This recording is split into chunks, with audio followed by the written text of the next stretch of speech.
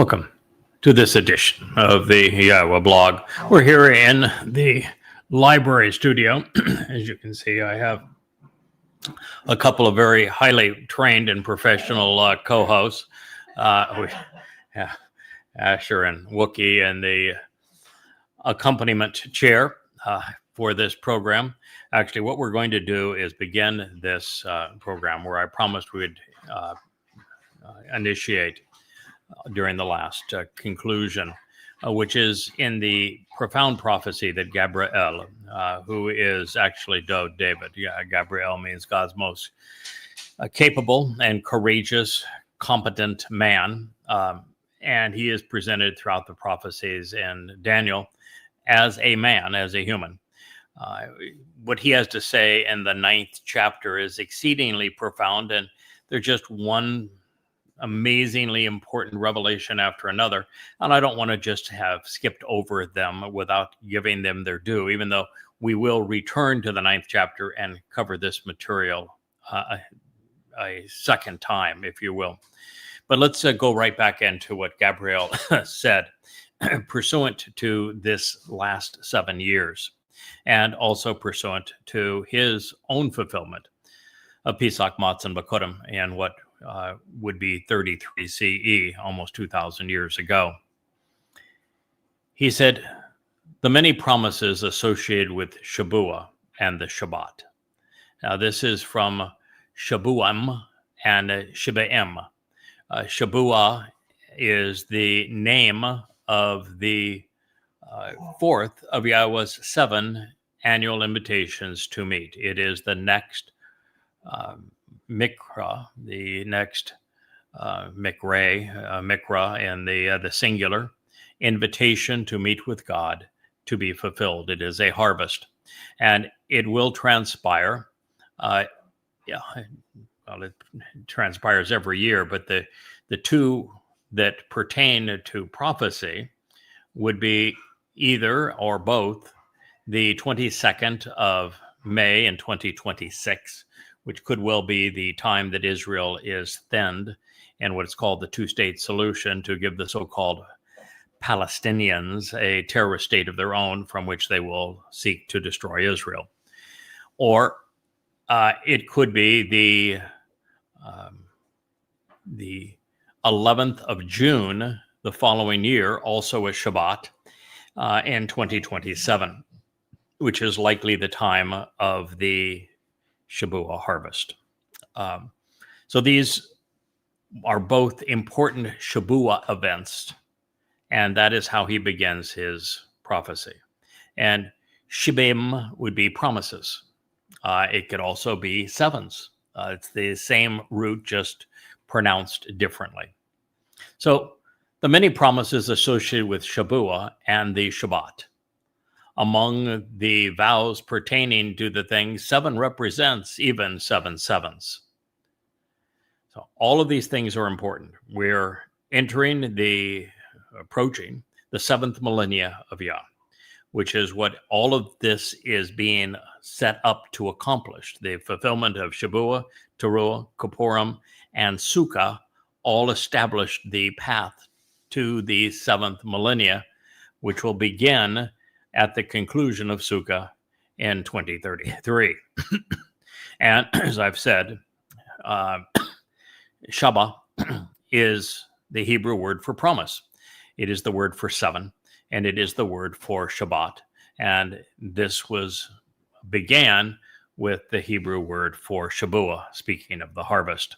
So the many promises associated with the Shabuah and the Shabbat, along with the vows pertaining to the thing 7 represents, even 7 sevens, are determined and decreed. This means that God has decided upon these things on behalf of your people.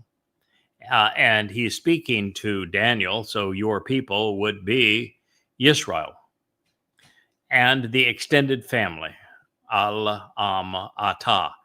Is almost always addressing Israel and the people and the family who are related by kin. And upon your set-apart city and its distinctly uncommon inhabitants. The set-apart city would be the city of David, and It is the city named Jerusalem, a name that means the source from which guidance and instructions regarding reconciliation flow. And the reason that the inhabitants are called Kodesh, which means set apart and distinct, uncommon, is because Yahweh chose Yisrael, the inhabitants of Jerusalem, to be his people. And they are now at a time in our almost immediate future going to once again be distinct unto Yahweh.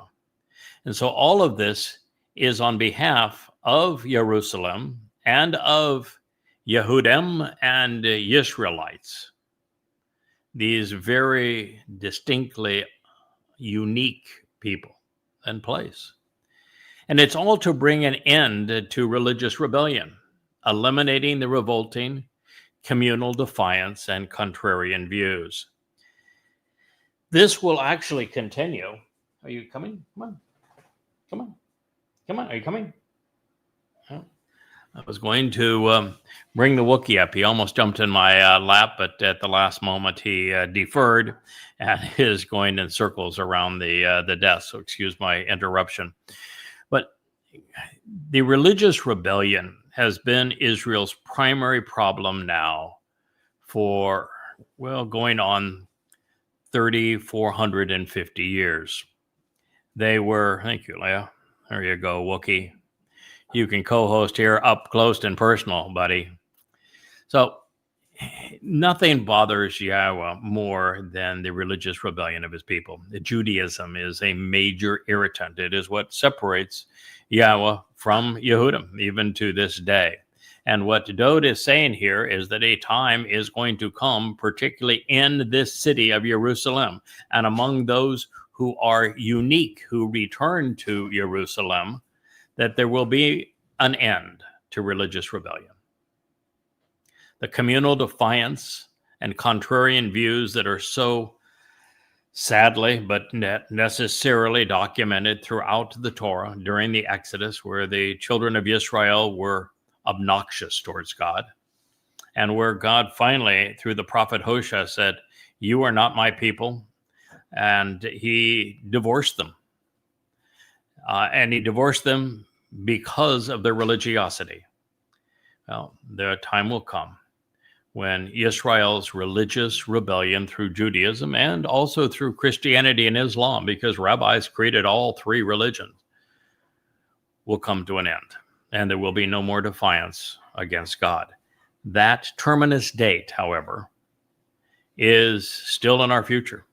It is 8 years from now, 2033. This program is being brought to you in the early evening of the 1st of September, a Monday in 2025. And so 8 years from now, on Towrah, in year 2033, which is year 6,000 Yah, we are going to finally bring rebellion to an end. And there are so many things that happen on that day, and we will speak of them. And we have spoken of them because it's essential to know the purpose of that sacrifice of the Adamah Parah that will transpire at this time. The Palmoni is another term that was used here in Daniel to describe the one who will be offering his corporeal body to heal Israel of her religiosity. We then read that this will also affix the signature which seals up the guilt associated with having missed the way and precluding being wrong.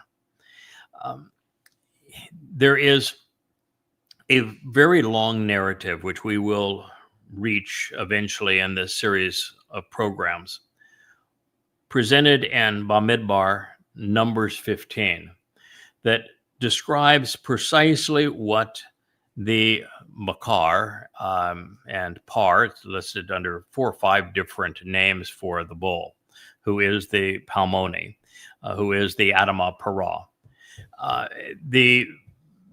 Is a very well-described plan where Yahweh makes it clear that while the lamb, who is Dode fulfilling Passover, matzah, and Bikurim, can rid the covenant family of all forms of guilt and forevermore by taking all of our guilt and depositing it in Sheol, never to be seen again. The bull only resolves inadvertent guilt. The difference, the distinction here is highlighted in this text. He resolves the problem of those who are misled, not those who do the misleading. So, for example, if you were an Orthodox Jew and you were not belligerent about your religion, but were simply deceived by your father and by your rabbis and by other members of the community, such that your guilt against God for having missed the way was having been deceived, as opposed to being a rabbi or in the rabbi's immediate cadre of enablers where you're misleading. And this is a very important distinction. It's the distinction between the victimizer and the victim. The Palmoni, who is this bull on Towrah, can purge the mortal remnant who return to Jerusalem, this city, who are unique at this particular time because they are deemed capable of being restored. He will purge them of their guilt for having missed the way. So this is a very precise wording that comes from the Messiah, Dode, to provide reconciliation for error, purging the perverse corruptions and twisting perversions. It can purge. So there's actually two different events here. While the bull can purge the guilt of having missed the way, the lamb who was speaking can provide reconciliation for all manner of religious error. These events transpire at different times. They're 2,000 years apart. Dode fulfilling Pesach, Matzah, and Bikurim in 33 CE, and his herald, this Palmoni from the previous context in Daniel from the 8th chapter, performs his role on Towrah in 2033. So even the most perverse corruptions can be resolved by Dode's sacrifice. And all of this is to arrive with and bring that which is eternally right, always correct, forever accurate and honest, thereby by attaining everlasting deliverance and vindication. Dode's sacrifice can do these things. It is the herald's sacrifice, the Palmoni in this case, who can deliver the mortal remnant so that they are receptive to this over the 1,000 years of the millennial Shabat that follows. So it is a magnificent plan that God has, whereby at the end, there still won't be a significant remnant of Yisrael who have let down their guard, who have walked away from religion, who have disavowed politics, who are no longer smeared by the culture, and therefore who are receptive to Dode and Yahowah, and can be purged of their inadvertent guilt. But they are not immortal because they don't know God. They don't know Dode. They don't know the Torah. They are unaware of the terms and conditions of the covenant, but they are at least at a point where they can go into the millennial Shabbat. They're at a point they can witness the return of Dode and Yahowah. They're purged and cleansed completely of their inadvertent guilt, so that with proper teaching, they're going to be in a position where they will be able to make a permanent and right decision. Further, the one who is arriving after fulfilling the means to vindication and perfection is Dode, and he is the one whom Yahowah repeatedly calls right, and he's speaking of himself. So this is the bow of the one who is eternally right. And that would be the arrival of Dowd himself as king, as he arrives with Yahowah on the day of reconciliation, Yom Kippurim, in 2033. To provide a personal seal and signature to revelation, confirming and completing these communications. The revelations that Yahowah provided prophetically get us into the millennial Shabat. That is their purpose. They get us into the millennial Shabat. As we grow from there, Yahowah is going to instill within us his Torah guidance and teaching, such that we can maneuver together through that time into forevermore together.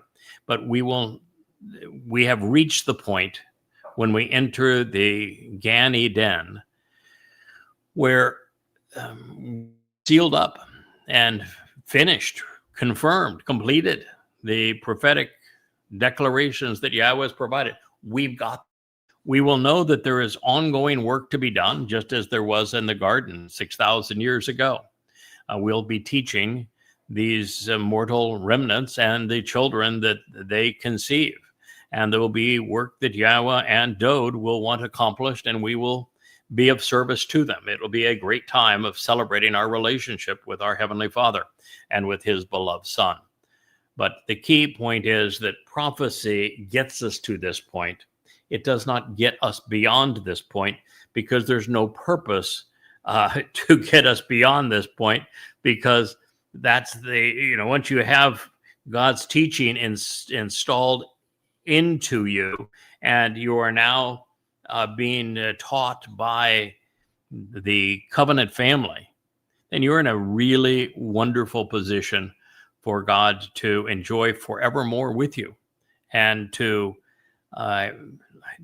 allow this wonderful experience of celebrating life to play out from that point on. There's no reason that God would ever want to reveal that, because I don't think he wants to see it.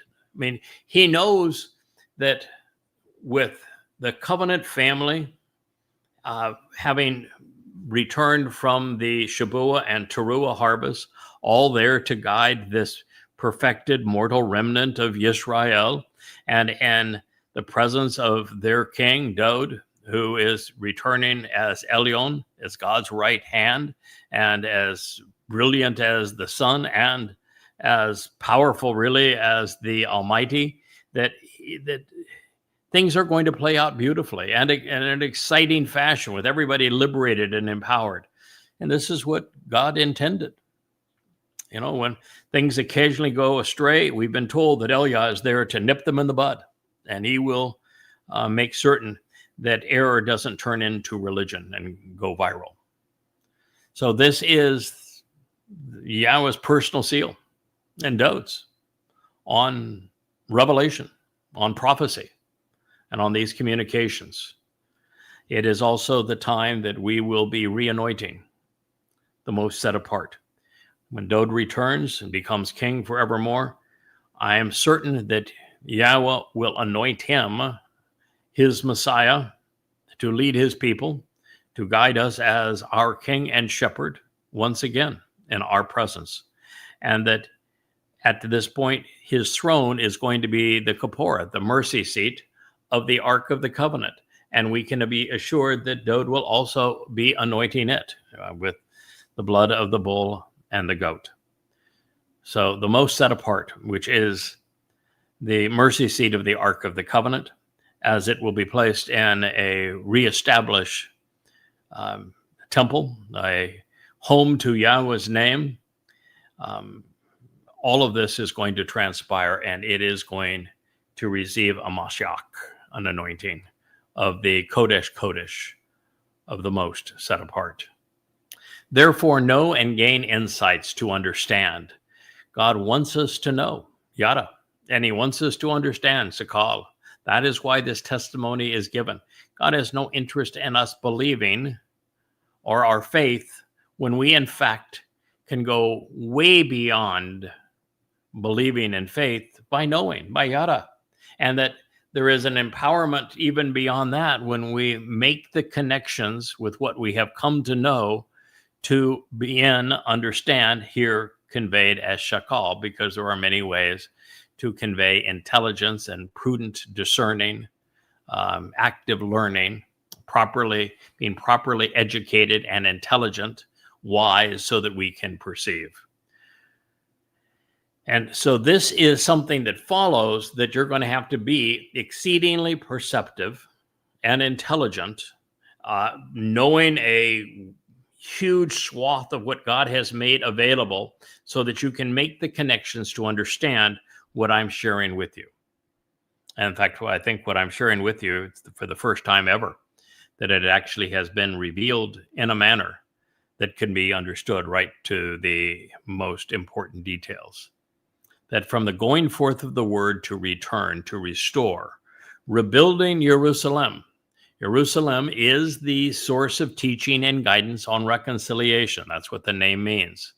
Until the restoring testimony of the eternal witness, of the Son of the Sovereign, who is conspicuously making this known and who is providing the leadership and counsel of the Mashiach, the anointed Messiah. What Dode is saying here is Gabriel, is that while he is going to provide the exact date that he is going to fulfill Chag Matzah, not arrive to fulfill Passover, that he will complete his fulfillment of Chag Matzah, which is essential, because without the fulfillment of Matzah, Pesach is counterproductive. The way the rabbis celebrate it is counterproductive. The way it's presented in the Christian New Testament is counterproductive. What I mean by that is, if you were to observe Pesach but not Matzah, your soul becomes immortal, but still corrupted and therefore eternally estranged from God. And that means your soul cannot die, but has to be incarcerated in Sheol. So you don't want to do what the rabbis have done by celebrating Passover for 7 days and ignoring Matzah.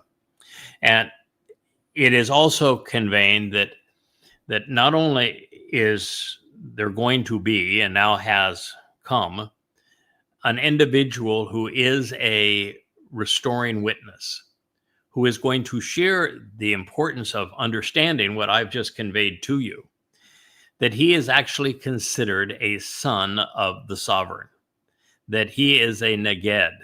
He is someone who is making what I'm sharing with you conspicuously known.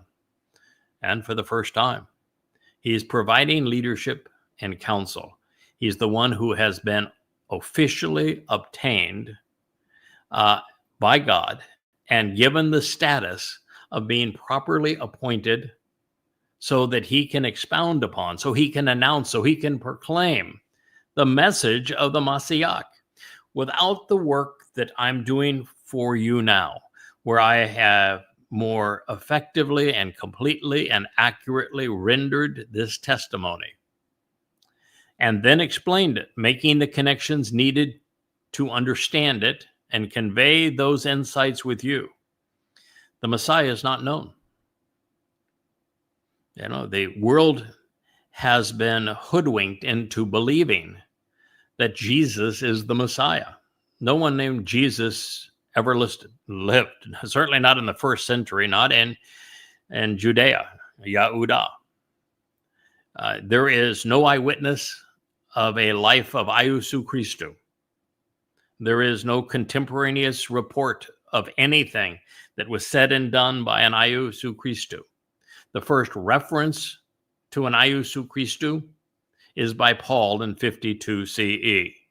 And Paul would admit to being demon-possessed.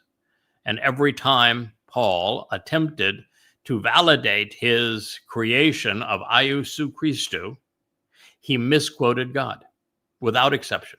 He pulled something out of context that he could twist and did so to convey the opposite message that God intended.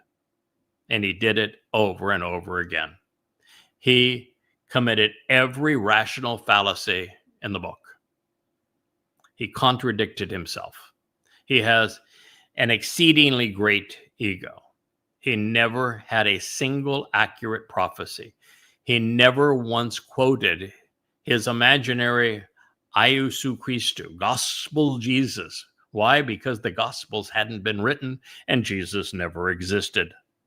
It was always, but I, Paul, say. So this myth of Jesus being the Messiah was one created by Paul in 52 CE. That is his first mention. And the first 14 books of the Christian New Testament were all Paul's letters. And when you finally get to a gospel, it's written 40 years after the fact. The first two, chronologically, by people who were part of Paul's posse, having not been eyewitnesses, not even been in the country at the time, not even being Hebrews, Jews, not even skilled in Hebrew. And they are Mark and then Luke, who copied most of what Mark had to say. And the Gospel of Mark is really the Gospel according to Paul, who is the one who conceived the term gospel, euangelion, and said that there were various evangelions, but none of them mattered but his, including the ones that were ascribed to the disciples. And so the world, nearly 3 billion people today, have been fed a lie, and they believe that the Son of God and the Messiah is this fellow named Jesus when he never existed, when he was created by Paul, a man who in his second letter to the Corinthians signs off by admitting that he is demon-possessed. The first person to reveal that the Messiah and Son of God, the chosen one, the former and returning king, Dode David, is the man who in his second of 3 lives volunteered to fulfill Pesach, Matzah, and Bekurim, and by his own admission, in his own hand, writing in first person, in the 22nd and 88th Psalms, described specifically how he would fulfill Pesach, Matzah, and Bekurim. And in fact, 1,000 years before he endured it, 700 years before crucifixion even existed, Dode explained precisely how it kills and how it would rob him of his mortal body, and then explained how his nefesh soul would carry our guilt into Sheol to perfect us, and then how his nefesh and Yahweh's ruach would protect him in Sheol, carry him back to Shamaim, where he would be the firstborn of Yahweh's covenant family. The first person in 2,000 years to tell you that, to figure it out, is the one being described right here that he said would make this known. What you need to know about the actual Messiah. He is Dode David. And I use Dode David because his name is Dode. Every song he wrote, his Mizmor, his Psalms, in his own hand, his name is spelled Daleth Wah Daleth. It is a Hebrew word. It means beloved, and that is his name. And every prophet that spoke of him wrote his name as Daleth Wah Daleth, Dode, over the next 300 years. It wasn't until the very last books written that the name was also given a yod, which would be Doed. The Wah always makes the O sound in Hebrew, and the Y would be like the Y in English, so it would be Doed. But there are 1/4 as many Doeds as there are Dodes, and all of the Dodes are either by Dode's own hand, and I think he probably knows his own name, or those prophets closest to his time, who most assuredly knew his name as well. And I only convey the corruption of his name so that you know who I'm talking about. And he said, so that of the anointed Messiah are 7 sevens and the 7 promises and fulfilled vows. Therefore, in 62 weeks, she shall be restored. Speaking of the city of Jerusalem, and rebuilt to establish and fortify the way to grow and expand by being diligent and decisive in a troubled time of oppression. So it is true that the second home for Yahweh's name was rebuilt, but it was not rebuilt during a time of oppression. Therefore, the rebuilding here has to also speak of what will happen on Towrah, because that is the ultimate time of oppression, when the relationship between Yahweh and his people will finally materialize in the manner that Yahweh has long sought. Then after the 62 weeks, the anointed Messiah will be cut off and separated, but not for himself. Now that's an interesting statement, because the Messiah, Dod, he's speaking of himself here, and Yahweh 3 times refers to Dod specifically as his Messiah. He never ever speaks of a Jesus or an Ayusu or a Mr. Christ being a Messiah, never once. The only person that Yahweh says is my Messiah and speaks of being a Messiah in relation to his people in this way is Dod David. And he was not cut off on Passover. His Bashar body was killed on Passover, but he was not cut off. Dod, the Messiah, a king, was cut off and separated Karath on Matzah, which is when his soul carried our guilt and deposited it in Sheol so that we would appear perfect before God, not guilty. That is when he was cut off.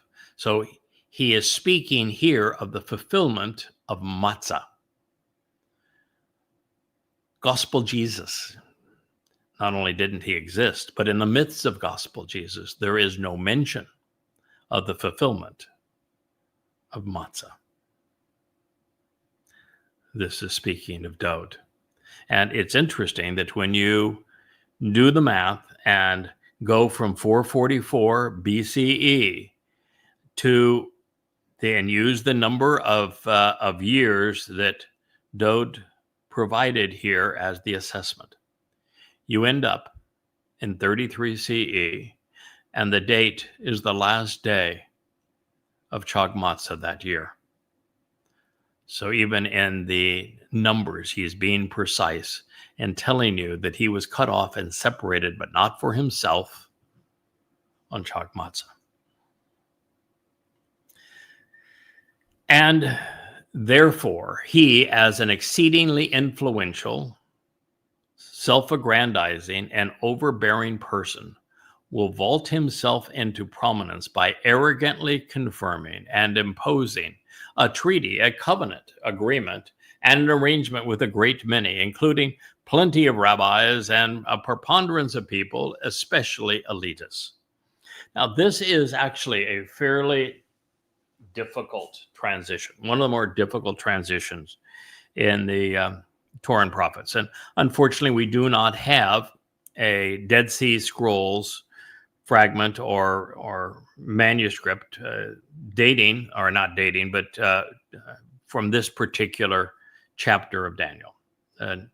So this does not exist in the Dead Sea Scrolls. So my guess is there was something that was provided as a transition from one to another, because we're going here now from 33 CE to 2026 or 2027, when the Towrahless one, the adversary, the corporeal manifestation of Satan, will be the one who will be so exceedingly influential and self-aggrandizing.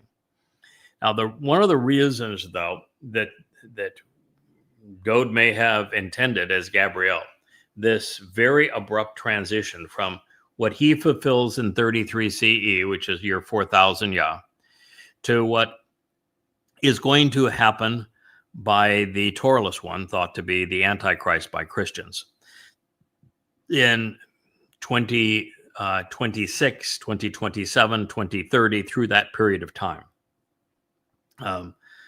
our immediate future, is that Hasatan wants to be worshipped as a god, but even more adroitly, if you look at the terminology that is applied to him in the testimony that Yashaya Isaiah provides in the 14th chapter of his book on prophecy, his quest is to be greater than Elyon.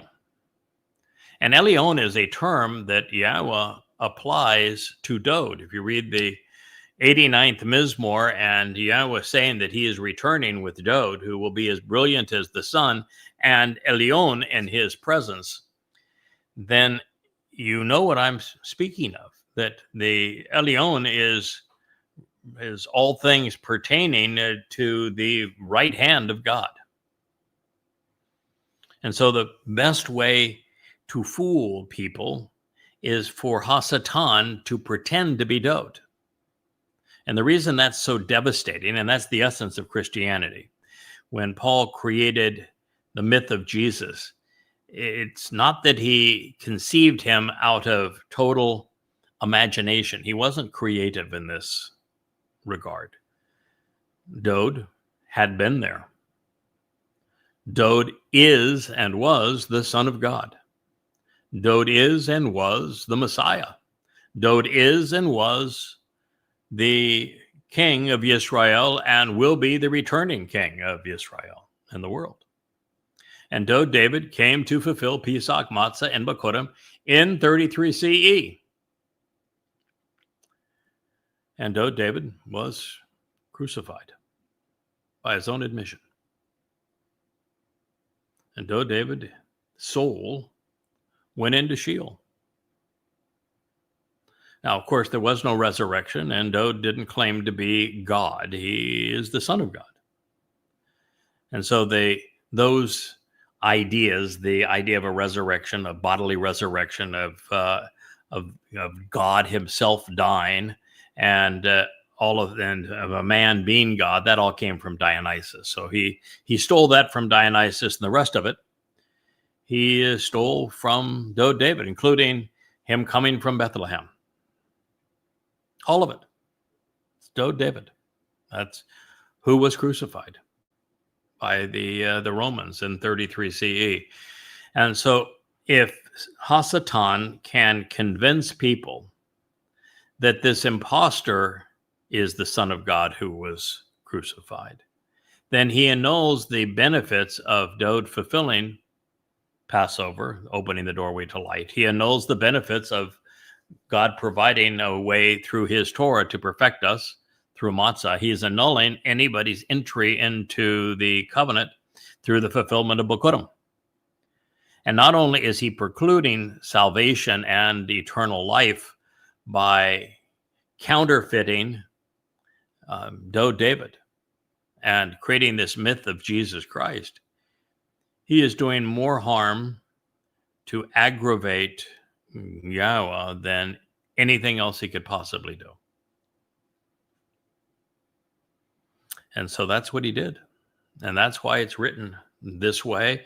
And by making this abrupt transition, Dowd is trying to help us understand that he is being counterfeited, that this being cut off, but not for himself, is being robbed from him by this exceedingly influential, self-aggrandizing, overbearing person who's going to vault himself into prominence by arrogantly confirming and imposing a treaty, a covenant agreement, and arrangement.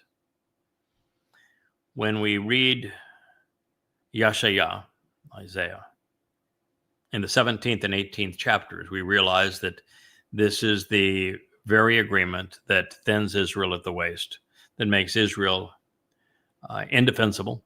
And in the 18th chapter, there are some 72 adjectives that describe this exceedingly arrogant individual who is overbearing, who vaults himself into prominence, who perpetrates this betrayal of Israel, granting a state of terror, an Islamic state, to the Muslims so that they can destroy Israel.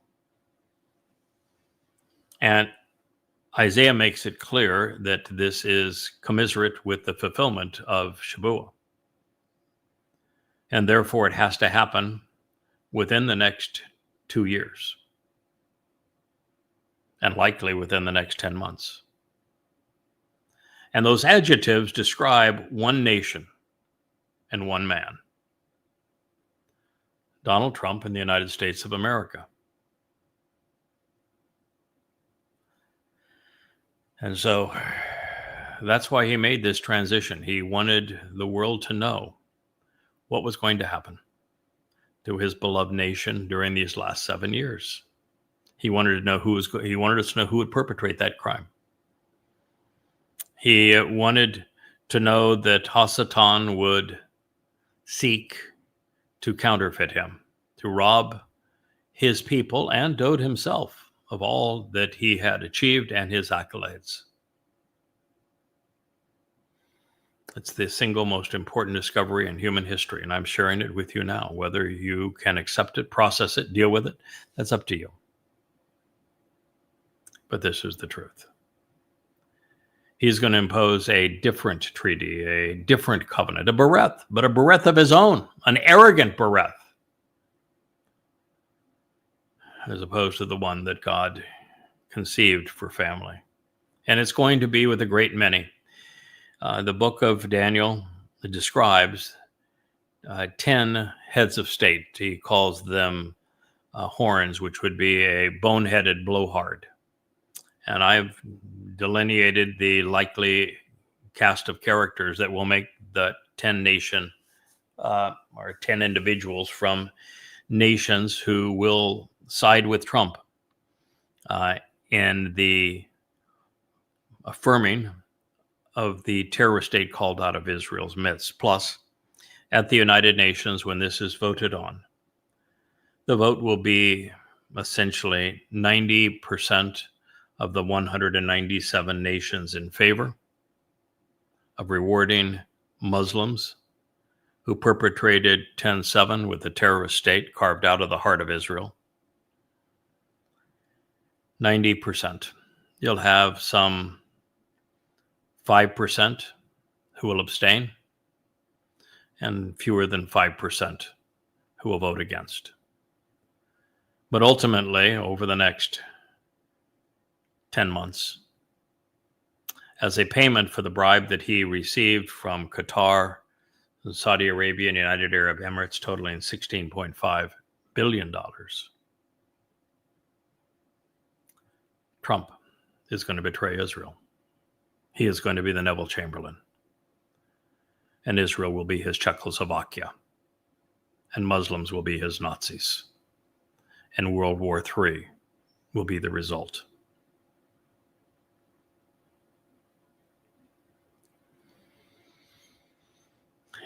And it's going to, he says, occur for 1 week based upon a single promise during a particular Shabuah. Echad Shabuah, one Shabuah. Now,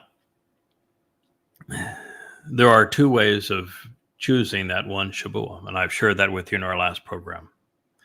It can be the Shabuah 7 years and 4 months from the fulfillment of Towrah in 2033 when it's all over, and that one Shabuah would be the 22nd of May, 2026, a Shabbat. And I think that is likely the one Shabuah that this covenant with many to make Israel vulnerable and to destroy, creating the killing fields against millions of Jews, which is why this is being brought up. I think that is this particular Shabuah that allows slightly over 7 years to the end.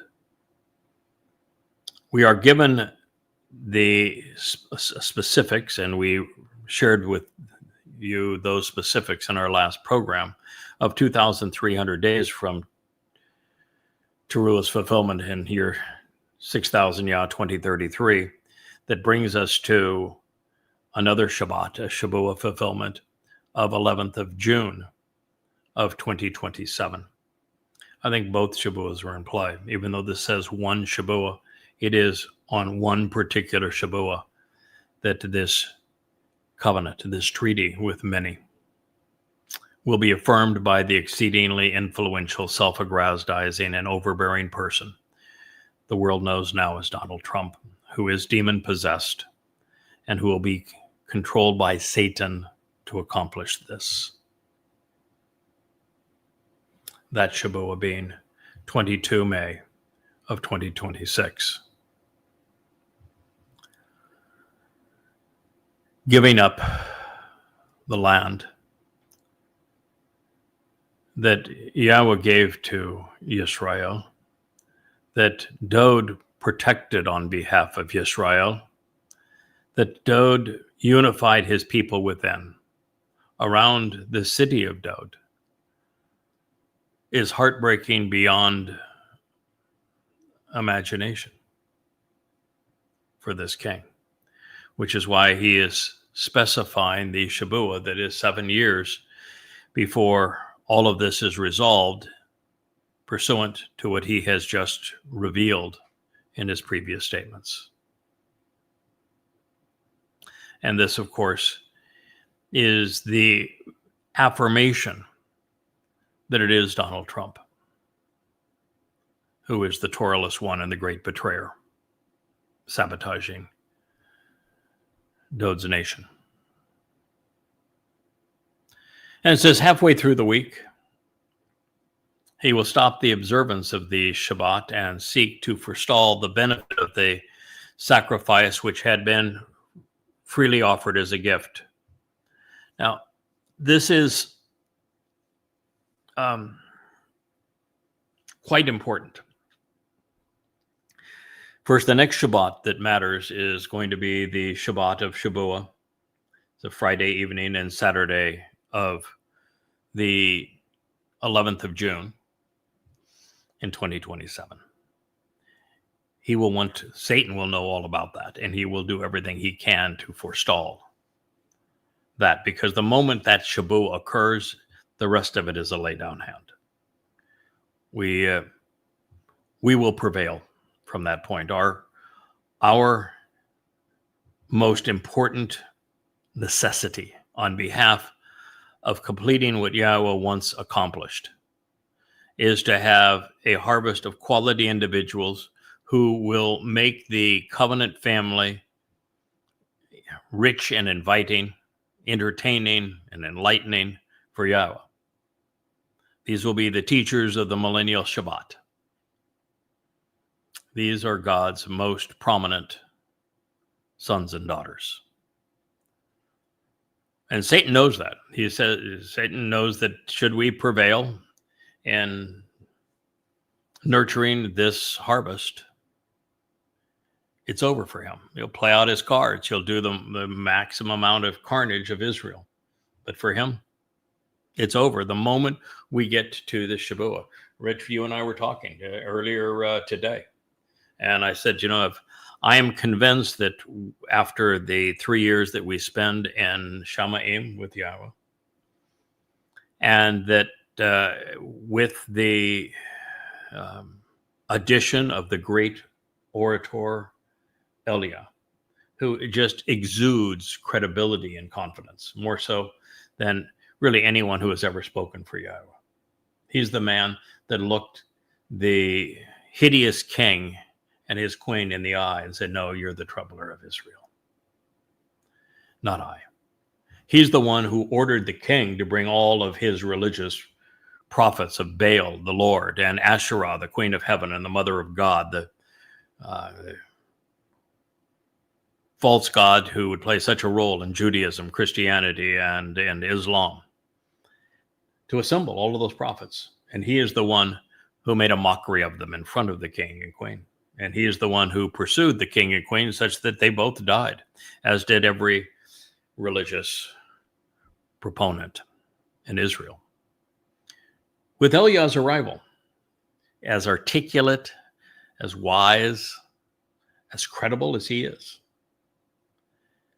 and with our prominent position on the Temple Mount, with Yahowah having this moving scroll above us, making us impenetrable, such that no matter what the world brings against us, nothing harms us. Having a replica of the tent of the restoring witness on the Temple Mount, having destroyed the dome of the ugliness and the mosque of the hideousness, the credibility that goes along with that is just enormous. And all we have to do is, between worldwide, have a sufficient number of quality individuals who just stop being overtly religious and political. They don't have to be perfect. They just have to be misled as opposed to misleading. That's all we have to do. And to garner that kind of an audience, and it's worldwide, because Yahweh is going to bring them in from around the world, in addition to those that are near Jerusalem. I don't see any way that collectively, collaboratively, in that environment, that we won't succeed. And we're a little bit, not totally, but we're somewhat more isolated now. You know, we do have the seven spirits of Yahweh. We have his word being revealed beyond what has ever happened previously. We have more insights into the word of God, more understanding of it than has happened in the previous 3,000 years. So we've got a lot going for us.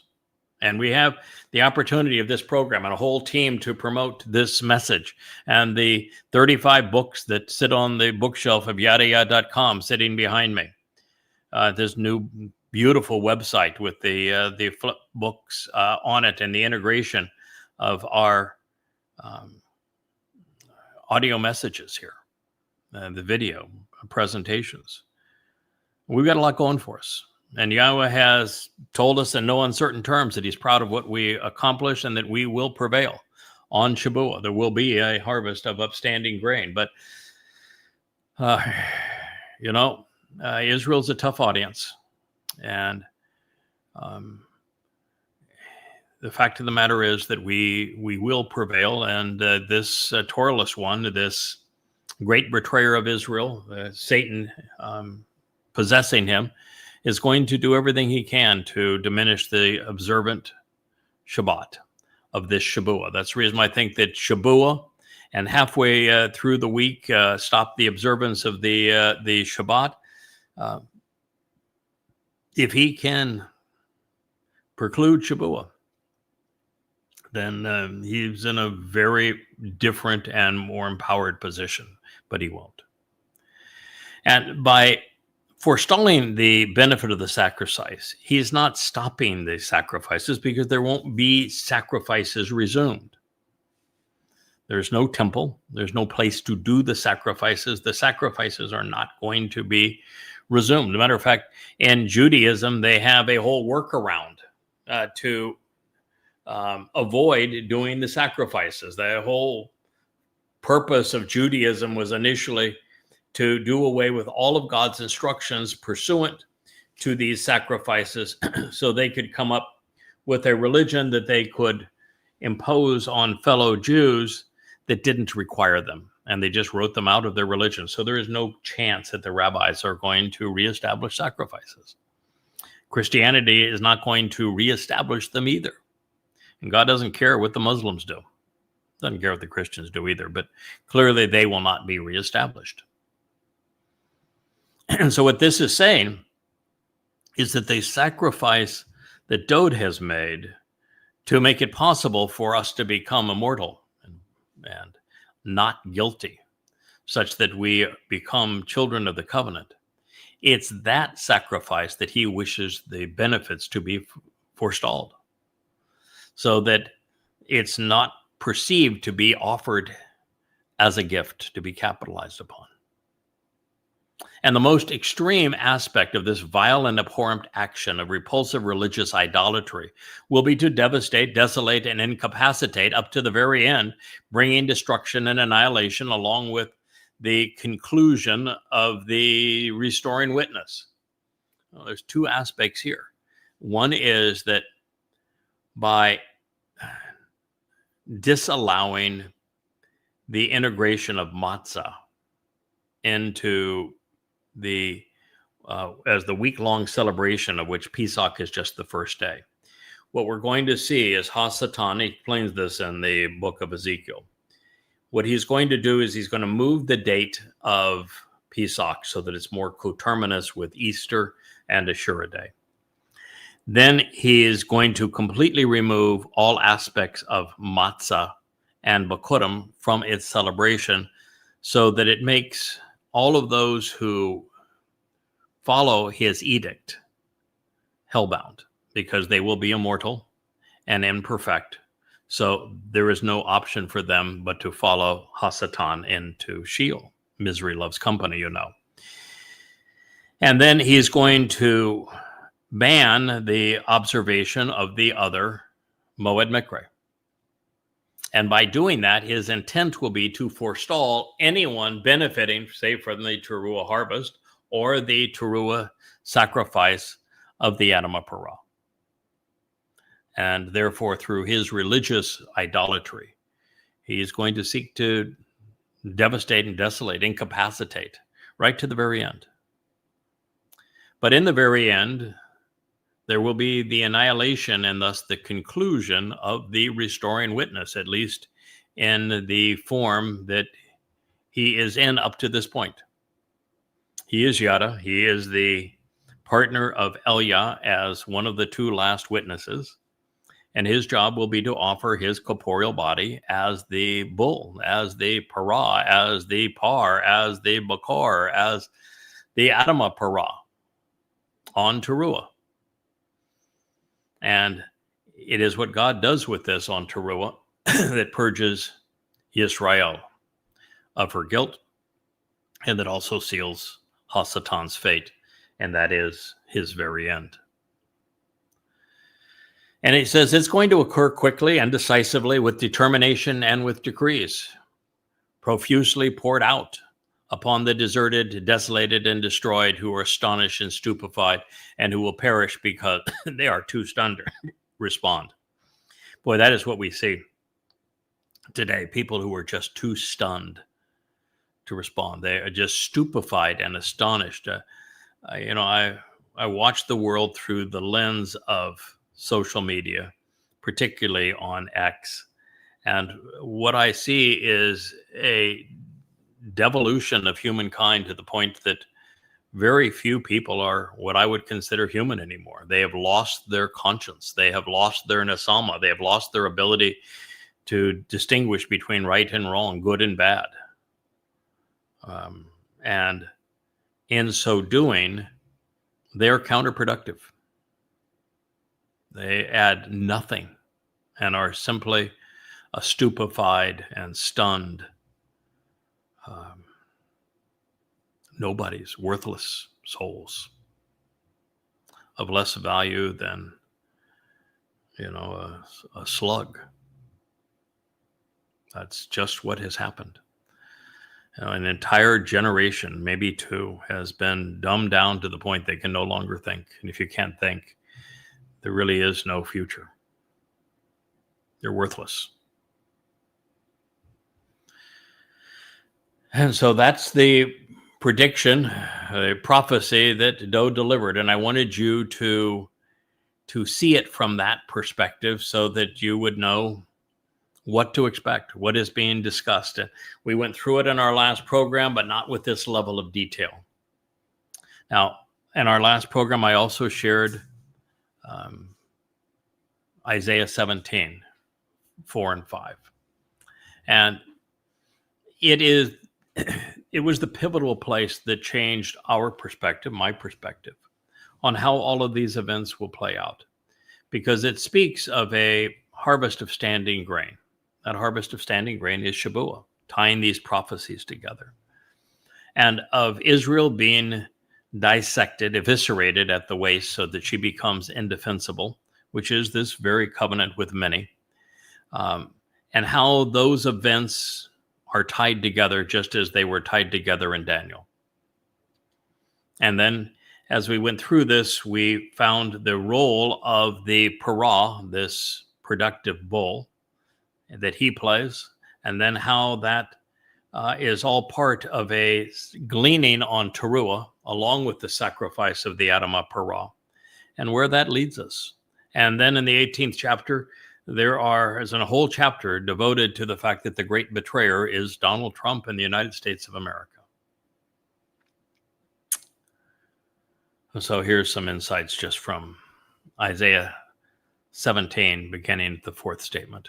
And then it will actually come to pass in that day that the size of Israel will be decreased to the point of no longer being sustainable.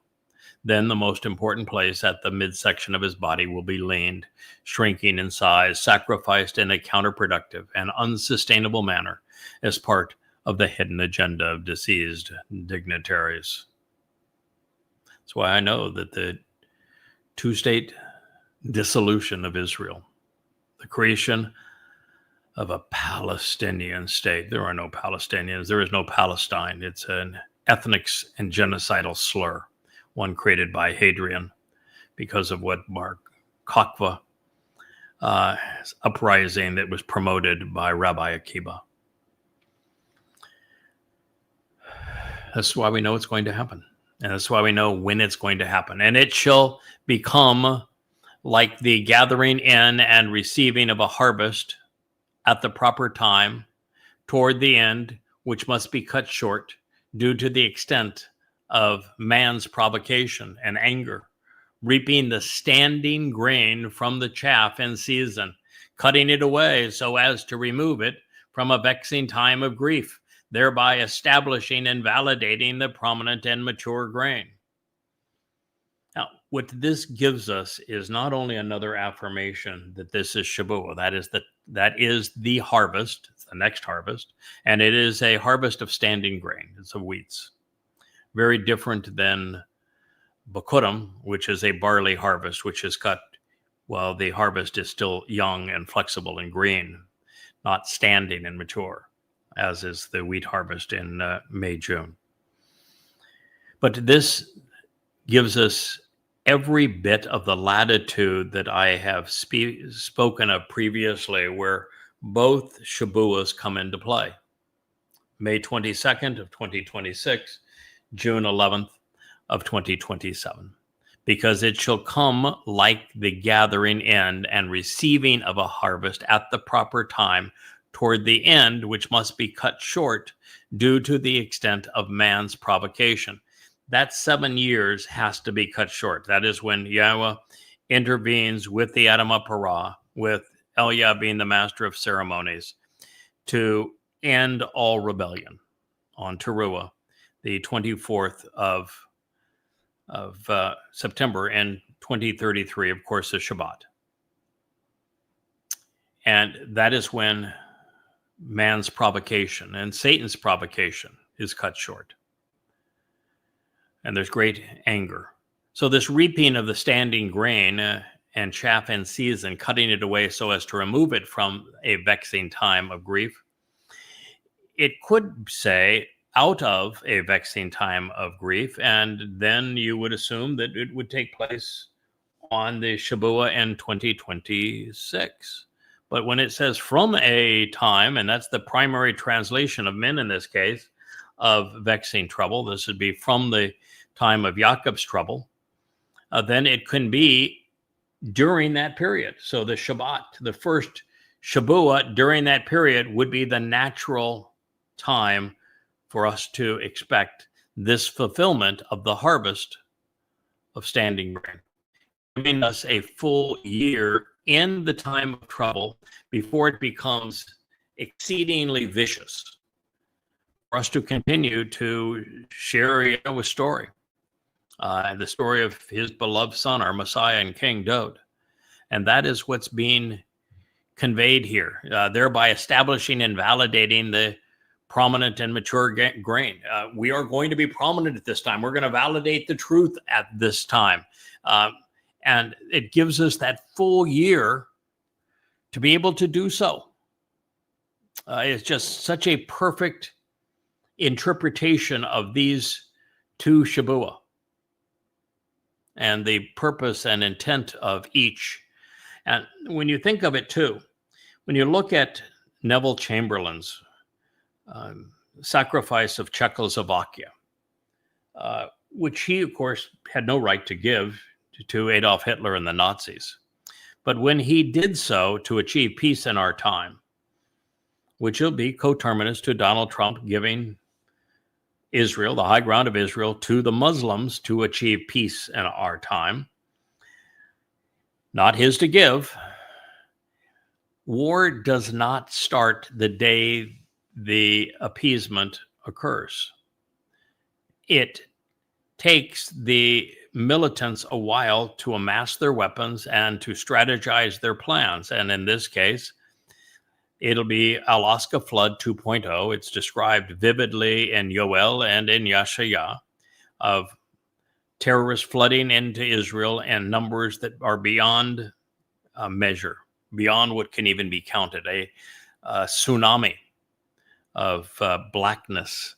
And in one place here, we actually read there's an influx of Arabs, a swarm of noxious Arabs that are going to come into Israel. There's going to be in the range of 2 to 4 million of them.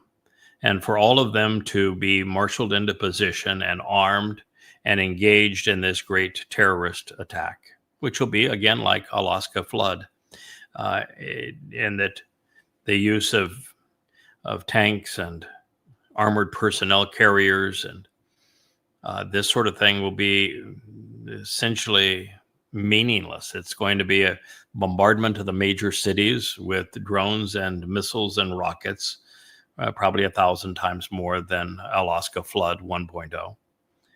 And 1,000 times the number of jihadists, and they will go into all of the smaller communities and they will rape and plunder, terrorize and abduct and murder. And that's going to happen a year after the covenant that dissects, eviscerates Israel, just as it did in Neville Chamberlain's Peace in Our Time too. We had War of the Worlds. I think that is what is being described here. Now, this goes on to speak of one of the most important titles that is ascribed to any man, and in this time, this title is ascribed to 3 men. That title would be what, my friend? No, Zeroah. Yeah, Palmoni is in Daniel. It is evidently it's Elias' pet name for the role I play. Isaiah has many titles for the role that I have been asked to play. One of his favorites is Zeroah. And it says also his Zeroah, the one who sows and cultivates his seeds, will produce a harvest.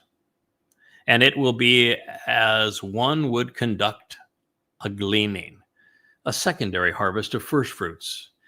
In the valley of Rephaim, in the midst of those destined to die who were too set apart or too set in their ways to be harvestable, so that they are just apathetic, too inert to prevail. They won't exert the effort required. Apathy, stuck in their ways, culturally stymied. But this Zeroah, who is the same fellow is the Adamah Parah. He is the Palmoni. He is the Bakor. He is the Par Bull. He is the Choder. Many, many titles for the same individual. He is going to be cultivating and sowing the seeds that produce the harvest, and that will be of Shabuah. And then he will also conduct a gleaning. That's a lakat, and that will take place on Teruah, which is the secondary harvest. It is a first fruits harvest as well in the valley of Raphamim, in the midst of the horrors that are taking place within Israel. In him and Jacob, Israel, covenant, there will be those souls who will be spared and survive, in addition to the physical bodies of those who will be left behind, gleanings of those purposefully left on the vine, and in going around at the right time to remove them from a threatening and dangerous situation, encompassing and striking them with a branch, such as a means of harvesting an olive tree. That says a lot, but the Teruah gleaning, its lakat, is of olives, and we're told that they will come from two places, 2 or 3 from the uppermost branches, that would be Yehudah, and 4 or 5 from the branches which were cut away, that would be Jerusalem. This is the final opportunity to become immortal, not guilty forevermore, and enriched and empowered as part of the covenant family during the evening of Teruah. And at that same time, there will be those who are left behind as mortals. And that will be the purpose of the parah, this productive bull, to make the sacrifice to purge and restore them. So there'll be 2 or 3 ripe olives in the uppermost branch, Yehudim, and 4 or 5 in its fruitful and productive branches, which were separated and cut away, just like the 10 tribes were separated and cut away from Israel. They represent those that were cut away, while Yahud is always Yahweh's beloved, the uppermost of the tribes. All of this is prophetically declared by Yahweh, the God of Yisrael. He's not the God of Christianity. He is not the God of Goyim. He is not the God of a church. He is not the God of Rome. He is not the God of America. He's the God of Israel. Now that can include more than Israelites, because in its best interpretation, Israel is from Yisrael, individuals who engage and endure with God. I'm counted among them, and so are many others. Now there is also, this is an announcement and a warning to everyone who thirsts. Choose to walk towards the water, because God is providing a source of cleansing water. At this time, under the sacrifice of the Adamah Parah, as was the case when Eliah performed the same feat at the sacrifice of the bull 2,888 years prior to this moment, there will be this upwelling of water from beneath the Temple Mount. And God says, choose to walk towards it. This is the waters of life. These are the waters that will purge you. This is the source of cleansing and of life. Let the one who wants to enjoy the benefits of the relationship do so without cost. God, this is the gift of Yahweh and of his choder, of the one who has volunteered to make this offering. Do so without cost, because the path to walk to get the most enjoyment out of life does not require anyone to pay anything. He is contrasting this with Judaism, which is a pay-as-you-go scheme. Enriching rabbis, you have to pay them for everything, for the food that you eat, for the instructions on how to restrict your life, to bless your kitchen, to bless your life. Everything is a price. To be a member of the synagogue, to have a good seat in the synagogue. Everything is a price. God's saying, no, no, no. I don't want anything. I don't want your money. I'm offering this gift. You have been given the opportunity to go about acquiring food, not having to buy it with the rabbinical cost associated with it, choosing to procure and obtain which is needed and nourishing, and wine without any money, and milk without remuneration or compensation. That wine represents the blood sacrifice of Pesach, Passover, that Dode made, and the Towrah sacrifice that the bull, the par, and parah will make.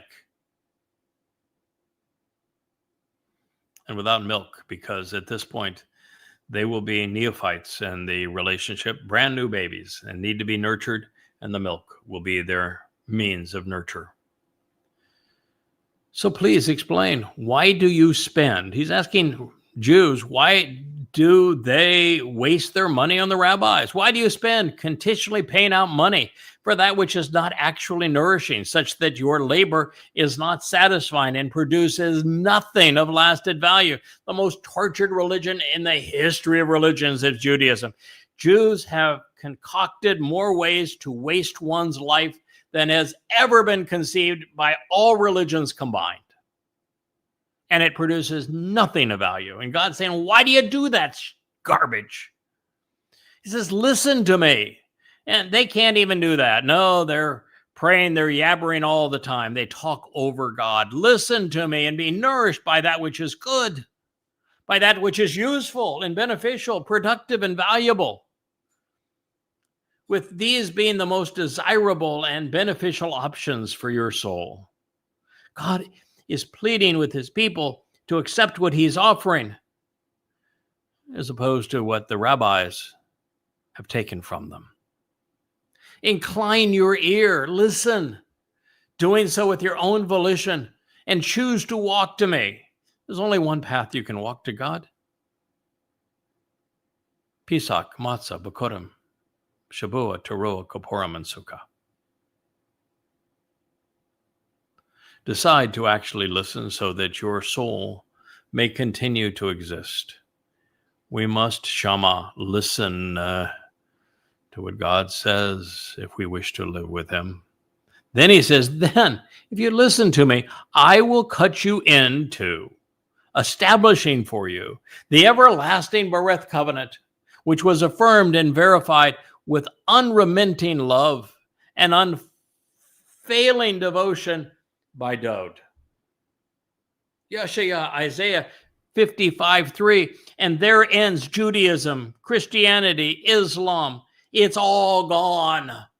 Yahweh will cut you into the covenant if you listen to what he has to say, because it was affirmed and verified in unremitting love and unfailing devotion by Dode David, the Messiah, the King, the very Son of God, our Savior.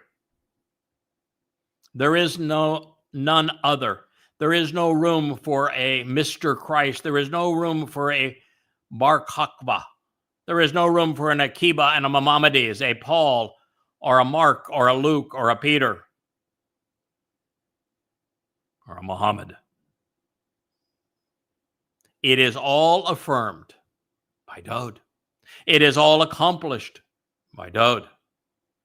The very covenant is delivered to you by Dode.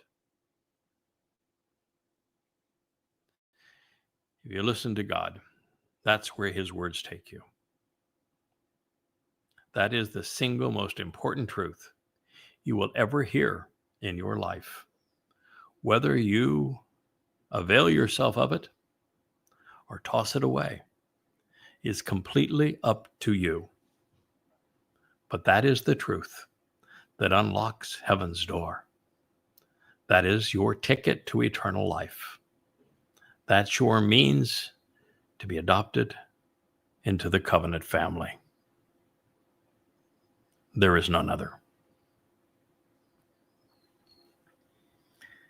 Now presently, therefore, an enduring witness with restoring testimony regarding the means to return, who will be providing evidence regarding eternity for as long as time permits, to the people of every ethnicity and culture being gathered, to the community being brought together and assembled for this reason, I will bestow, offering him also as a gift, bringing him forward at this time and devoting him to this purpose as an authorized counterpart and a prince, publicly promoting the truth, a conspicuous messenger announcing what needs to be said and known. As the leader of the royal family, and as an instructor and teacher providing direction, who is appointed, ordained, and in charge, whose authority is not questioned, for an archaic and misled world of people from every ethnicity and culture who are now gathered for this common cause. Isaiah 55:4. And you have just witnessed the fulfillment of this prophecy.